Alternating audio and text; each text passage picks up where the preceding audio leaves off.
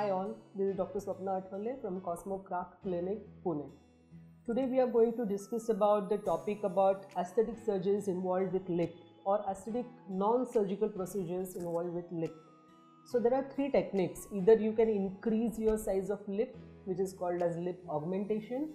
If your lips are more thicker or bulkier, you can reduce your size of lip, that is called as lip reduction.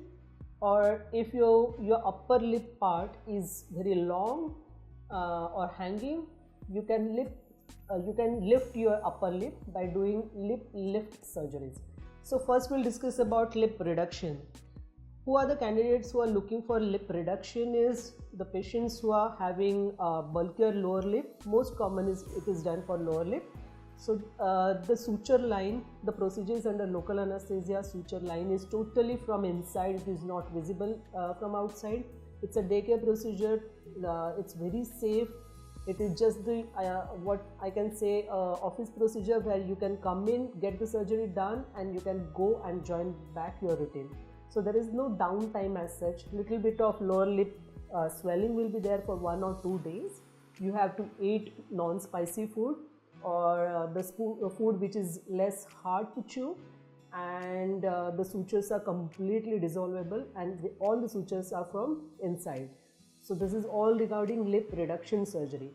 Now if your lips are so thin and you want to make them more prominent or pouting, then the most common non-surgical procedures that every plastic surgeon does is doing lip fillers. So lip fillers are hyaluronic acid fillers, and the results, they last for 2 or 3 years. Nowadays very good company fillers are available, so your lips look very natural. This procedure can be done just before your wedding or any kind of function you want to get it done. There is no downtime.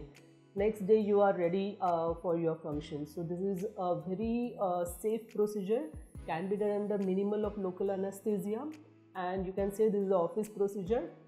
Lip augmentation very commonly done with lip fillers. And the next third thing what we commonly do for elongated upper lip is lip lift surgery, and the scientific term for this surgery is bullhorn lip lift.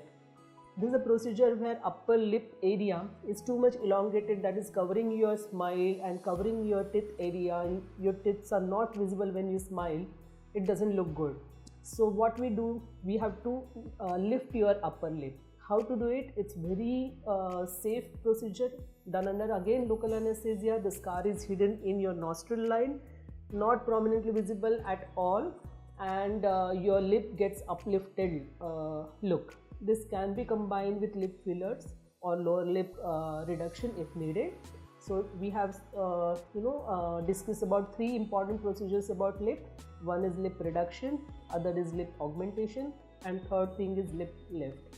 And we are very happy to answer all your questions. So you can write your questions in comment box below. Thank you.